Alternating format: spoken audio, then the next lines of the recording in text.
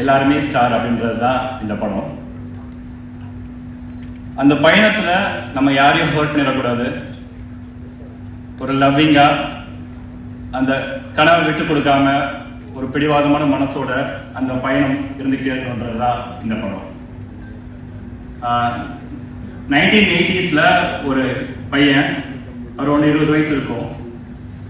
மதுரையில இருந்து சென்னைக்கு ஒரு பெரிய நடிகர் ஆகணும், ஒரு பெரிய ஸ்டார் ஆகணும்னு சொல்லிட்டு வராரு. 1980s 1990s ஆகுது, 2000 ஆகுது, 2010 ஆகுது. கிட்டத்தட்ட ஒரு 35 வருஷம் 40 வருஷம் ஆகுது. அப்போ அவர் 20 வயசு இருக்கும்னு சொன்னால, ஒரு 55 வயசுல அவருக்கு ராஜாராணின்ற படத்துல ஒரு சின்ன ஒரு ரோல் கிடைக்குது. அவர் பல வருஷம் தேக்கி வச்சிருந்த அந்த கைத்தட்டல் அவருக்கு அந்த இடத்துல தான் கிடைக்குது. அவர் தான் எங்க அப்பா. ஸோ இந்த படம் எங்க அப்பாவோட டெடிகேஷனாக தான் நான் பார்க்குறேன். இந்த படம் ஃபுல் அண்ட் ஃபுல் இன்ஸ்பிரேஷன் எங்க அப்பா தான். இந்த ஜேர்னியில் அவர் நிறைய விஷயங்கள் பார்த்துருப்பாரு, நிறைய கஷ்டங்கள் அனுபவிச்சிருப்பாரு.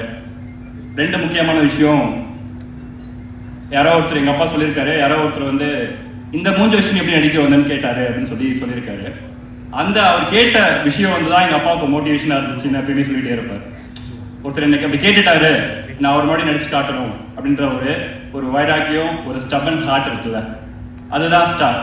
So universe always falls in love with stubborn heart அப்படின்றது, அந்த ஸ்டபன் ஹார்ட் எங்க அப்பா தான். அண்ட் இந்த கனவு இப்போ எல்லாருமே நம்மளோட கனவு நம்ம ஒரு ஆள் தனியா நம்ம கண்டிப்பா அதில் ஜெயிக்க முடியாது. அதுக்கு சப்போர்ட் பண்றதுக்கு நிறைய பேர் தேவை. சப்போர்ட் பண்றதுக்கு, ஹெல்ப் பண்றதுக்கு நிறைய பேரோட பிளெஸிங்ஸ் நமக்கு தேவை.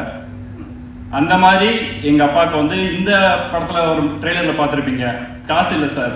அந்த காசு இல்லை சார் மொமெண்ட் எங்க அப்பா லைஃப்ல நடந்தப்ப அப்ப சப்போர்ட் பண்ணது ஒரு குடும்ப தலைவியா எங்க அம்மா தான் சப்போர்ட் பண்ணாங்க. அவரையும் பார்த்துக்கிட்டாங்க, எங்களையும் பார்த்துக்கிட்டாங்க. ஸோ அவங்களும் ஸ்டார் தான். ஸோ பேசிக்கா என்னன்னு பார்த்தீங்கன்னா, நம்மளை சுற்றி நம்ம குடும்பத்துலையும் சரி, நம்மளை சுற்றியும் சரி, இந்த மாதிரி நிறைய ஸ்டார்ஸ் இருக்காங்கல்ல, அவங்க எல்லாரையும் நினைவுபடுத்துகிற படமாக தான் இது இருக்கும்.